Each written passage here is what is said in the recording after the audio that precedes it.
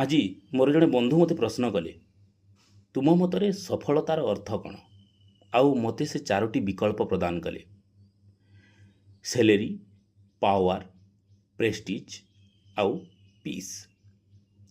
ତ ପ୍ରଥମେ ମୁଁ ଭାବିଲି ସେଲେରୀ କିପରି ସଫଳତାର ମାପଦଣ୍ଡ ହୋଇପାରିବ। ଆମେ ଯଦି ଦେଖିବା ଗୋଟେ ବିଦ୍ୟାଳୟରେ ଗୋଟେ ଆଟେଣ୍ଡାଣ୍ଟର ଦରମା 40,000 ଥିଲାବେଳେ ଗୋଟେ ଶିକ୍ଷକ, ଯେଉଁଟାକି କନିଷ୍ଠ ଶିକ୍ଷକ କହୁଛନ୍ତି, ତାଙ୍କର ଦରମା ହେଉଛି 16,000। ତ ଏଠି ସଫଳତା କାହାକୁ କୁହାଯାଇପାରିବ? ଯାହାର ବେଶୀ ଦରମା ନା ଯାହାର କମ୍ ଦରମା? ତ କେବେ ବି ସେଲେରୀ ସଫଳତାର ମାନଦଣ୍ଡ ହୋଇ ନପାରେ। ତାପରେ ହେଇଗଲା ପାୱାର ଆଉ ପ୍ରେଷ୍ଟିଜ୍ କଥା।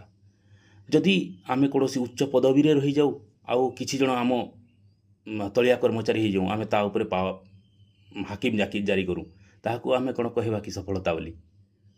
ତ କମ୍ପାନୀମାନଙ୍କରେ ମ୍ୟାନେଜର, ସେ ତା'ର କ'ଣ କି ଇନଭେଷ୍ଟ ଫଳରେ ଉପରେ ରହି ତା ଅଟରେ ବହୁତ କାମ କରନ୍ତି, ତାର ପାୱାର ବେଶୀ ହେଇଯାଏ, ତାକୁ ଆମେ କହିବା ସଫଳତା?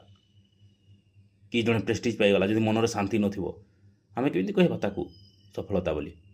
ତ ମୋ ମତରେ ସଫଳତା ହେଉଛି ଯେତେବେଳେ ଆମେ ନିଜ ଲକ୍ଷ୍ୟକୁ ସଠିକ୍ ମାର୍ଗରେ ବା ସଠିକ୍ ପଥରେ ପହଞ୍ଚି, ନିଜ ଲକ୍ଷ୍ୟକୁ ଆମେ ସଠିକ୍ ପଥରେ ପହଞ୍ଚିବା, ଆଉ ଆମକୁ ଆତ୍ମସନ୍ତୋଷ ମିଳିବ ଓ ମନରେ ଯଦି ଆମର ସେହି କାମ ଶାନ୍ତି ଦେଇପାରିଲା, ତାହା ହିଁ ମୋ ମତରେ ସଫଳତା।